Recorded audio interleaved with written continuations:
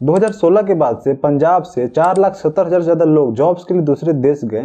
वहीं 2,60,000 से ज़्यादा स्टूडेंट्स स्टडी के लिए दूसरे देश गए हैं, जिनमें से ज़्यादा पंजाबी कनाडा, यूएसए से देश गए। पर यंग पंजाबी क्यों अपना देश छोड़ के कनाडा से देश जाना चाहते हैं? क्यों उन्हें पंजाब में अपना फ्यूचर सिक्योर नहीं लगता? और वो क्या चीज़ें हैं जो उन्हें इंस्पायर करती है कनाडा से देश जाने के लिए, जानेंगे आज की इस वीडियो में। सबसे पहले जानते हैं कि पंजाबी लोगों का कनाडा जाना स्टार्ट कैसे हुआ। तो इसकी शुरुआत हुई थी 1897 में, जब महारानी विक्टोरिया ने भारतीय सैनिकों की टुकड़ी को डायमंड जुबली सेलिब्रेशन में शामिल होने के लिए लंदन इनवाइट किया था। तब घुड़सवार सैनिकों का दल महारानी के साथ ब्रिटिश कोलंबिया के रास्ते में था। इन्हीं सैनिकों में से एक थे रिसालेदार मेजर केसर सिंह। इन्हें कनाडा में शिफ्ट होने वाला पहला सिख माना जाता है। इसके बाद से ही पंजाब के लोगों का कनाडा जाना स्टार्ट हुआ और आज के टाइम इतना बढ़ चुका है कि आज के टाइम कनाडा कई शहर जैसे ब्रैम्पटन, टोरंटो में आपको बहुत बड़ी पॉपुलेशन पंजाबी लोगों की है। आज के टाइम में कनाडा में बोले जाने वाले लैंग्वेज में पंजाबी 4th नंबर पे है। इससे आप कनाडा में पंजाबी लोग पॉपुलेशन का अंदाजा लगा सकते हैं और इसी वजह से कनाडा को मिनी पंजाब भी कहा जाता है। पर ये तो हो गई हिस्ट्री। आप जानते हैं पंजाब में एक्चुअल प्रॉब्लम है क्या, जिसकी वजह से पंजाबी यूथ अपने देश को छोड़कर जा रहे हैं। और इसे जानने के लिए हमको जाना होगा थोड़ा पीछे, जब भारत में ग्रीन रिवॉल्यूशन की शुरुआत हुई 1960 में, जिसका इम्पैक्ट आपको पंजाब, हरियाणा और वेस्टर्न यूपी में देखने को मिला, जिससे पंजाब के फार्मर्स को भी काफी बेनिफिट हुआ, जिसकी वजह से पंजाब एक टाइम पे भारत के सबसे अमीर स्टेट में से एक था। पंजाब का प्रति व्यक्ति इनकम भी बाकी स्टेट के कंपेरिजन में बेहतर था। लेकिन पिछले 2 दशक में पंजाब की कृषि दर बाकी राज्यों से पिछड़ी है और इसका भी कारण ग्रीन रेवोल्यूशन ही है, क्योंकि ग्रीन रेवोल्यूशन में गेहूं और चावल को ज्यादा बेनिफिट हुआ, जिससे पंजाब के फार्मर्स गेहूं और चावल की खेती ज्यादा करने लगे, जिससे जो पंजाब में अलग अलग वैरायटी की फसल होती थी वो ना कम हो गया और जो पंजाब में कपास की खेती होती थी वो भी काफी कम हो गया, जिसका इम्पैक्ट हमें पंजाब के टेक्सटाइल इंडस्ट्री पे देखने को मिला। इसके बारे में हम वीडियो में आगे बात करेंगे। वहीं पंजाब में जो फार्मर्स गेहूं और चावल की खेती बहुत अधिक करने लगे, जिसका इम्पैक्ट पंजाब के ग्राउंड वाटर पे भी पड़ा, जो आज के टाइम में बहुत ही कम हो गया है, क्योंकि गेहूं और चावल की खेती में बहुत ज़्यादा वाटर भी होता है। इसी कारण ग्राउंड वाटर भी काफ़ी कम हुआ और जो मिट्टी की प्रोडक्शन कैपेसिटी थी वो भी काफ़ी कम हो गई है, जिसके वजह से जो यंग पंजाब के लोग हैं वो फार्मर नहीं बनना चाहते हैं। वहीं कृषि में नई मशीन आ जाने के कारण से जो कृषि में रोजगार था वो भी काफ़ी कम हो गया है।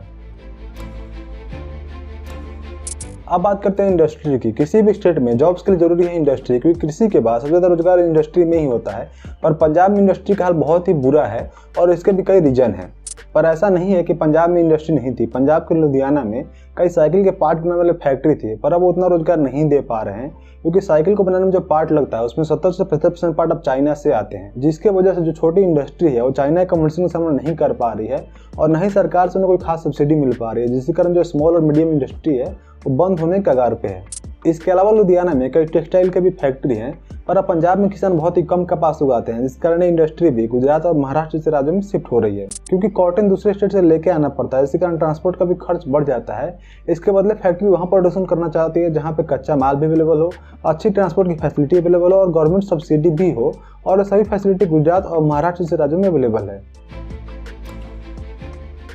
अब बात करते हैं पॉलिटिकल रीजन की। तो पंजाब में इंडस्ट्री खराब हालात और अनएम्प्लॉयमेंट के लिए काफी हद तक सरकार भी जिम्मेदार है, क्योंकि सरकार ने कृषि के अलावा किसी और क्षेत्र में ध्यान ही नहीं दिया। लुधियाना और पंजाब के कई जगहों पर जहां पे इंडस्ट्री अवेलेबल थी वहां पे सरकार ने किसी तरह की सब्सिडी नहीं दी, जबकि इसके कंपैरिजन में और स्टेट सरकारों ने इंडस्ट्री को कई तरह की फैसिलिटी ऑफर की, जैसे कि सस्ते दर पर जमीन, बिजली में सब्सिडी और भी कई तरह की फैसिलिटी ऑफर करी गई।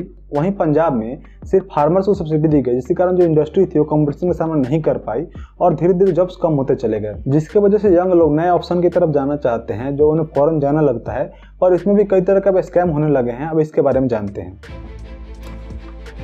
पंजाब में कनाडा जाने वाले इतने लोग हो गए हैं कि अब कई लोगों के लिए स्कैम करने का बिजनेस बन चुका है। कई ऐसे पुलिस रिपोर्ट्स किए गए जिसमें पंजाब से कनाडा जाने के लिए वीजा दिलाने के नाम पे कई फ्रॉड किए गए हैं। जैसे 2019 में पंजाब के मोगा में एक ट्रैवल एजेंट के ऑफिस को सील कर दिया गया था। उस पर आरोप लगा था कि उस ट्रैवल एजेंट ने कम से कम 200 स्टूडेंट्स को कनाडा का वीजा दिलाने के नाम पे फ्रॉड किया है। पुलिस ने इस मामले में बताया कि हर स्टूडेंट से 13-13 लाख रुपए मांगे गए थे और स्टूडेंट्स ने 30-30 हजार रुपए दे भी दिए थे। और ऐसे कई मामले सामने आए हैं जिसमें लोगों को कनाडा का वीजा दिलाने के नाम पे फ्रॉड किया गया है।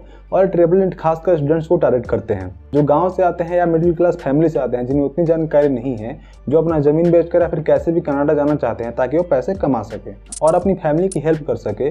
और ऐसा नहीं है कि सभी ट्रैवल एजेंट या फिर एजेंसी गलत काम कर रही है, कुछ लोग अच्छा काम भी कर रहे हैं। और पंजाब के यंग लोग कनाडा क्यों जाना चाहते हैं? और भी कई देश हैं, पर उनकी पहली प्रायोरिटी कनाडा क्यों है? इसका सबसे बड़ा रीजन है पैसा, और भी कुछ दूसरे रीजन है, एक एक करके बात करते हैं। पैसा एक सबसे बड़ा रीजन है। जैसे मैंने बताया कि पंजाब में इंडस्ट्री उतना जॉब नहीं दे पा रही है, फार्मर्स का सिचुएशन उतना बेहतर नहीं है, तो लोग कनाडा से देश जाकर डॉलर कमाना चाहते हैं। दूसरा रीजन है कनाडा में पीआर लेना, जो काफी आसान है। पीआर में सीधा परमानेंट रेजिडेंसी, जिसकी वजह से काफी सारे पंजाबी लोग कनाडा में जाकर सेटल होना चाहते हैं। थर्ड रीजन है स्टडी। बहुत सारे स्टूडेंट्स पढ़ने के लिए भी अब्रॉड जाते हैं और कनाडा में हायर एजुकेशन बहुत ही बेहतर है। वहाँ के एजुकेशन में सिर्फ आपके स्टडी में फोकस नहीं किया जाता, बल्कि आपके स्किल डेवलपमेंट पर भी फोकस किया जाता है। इसके अलावा स्टूडेंट यहाँ पे स्टडी के साथ पार्ट टाइम जॉब भी कर सकते हैं, जिससे वो पैसे भी कमा सकते हैं। लेकिन कनाडा के लॉ के अकॉर्डिंग स्टूडेंट्स को पर वीक 20 आवर्स काम करने की ही परमिशन है। और इसके साथ ही स्टडी खत्म होने के बाद वर्क परमिट के लिए एप्लीकेशन कर सकते हैं और कनाडा में पीआर भी ले सकते हैं, जो बाकी कंट्री के मुकाबले इजीली मिल जाता है।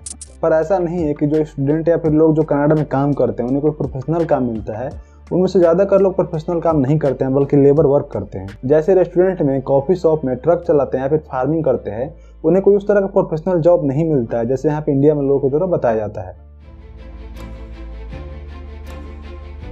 अब बात करते हैं सॉल्यूशन की, कैसे पंजाब के यंगस्टर्स को, स्टूडेंट्स को जो अपना देश छोड़ कनाडा या फिर किसी और देश जा रहे हैं, उन्हें कैसे अपने देश में रोका जा सकता है ताकि वो पंजाब के डेवलपमेंट में या देश के डेवलपमेंट में कंट्रीब्यूट कर सकें। तो इसके बारे में कई सारे इकोनॉमिस्ट ने बताया है कि पंजाब गवर्नमेंट को ऐसी पॉलिसी अडॉप्ट करनी चाहिए जो कई स्टेट ने की है, जो पहले फार्मिंग पर ज़्यादा डिपेंडेंट थे।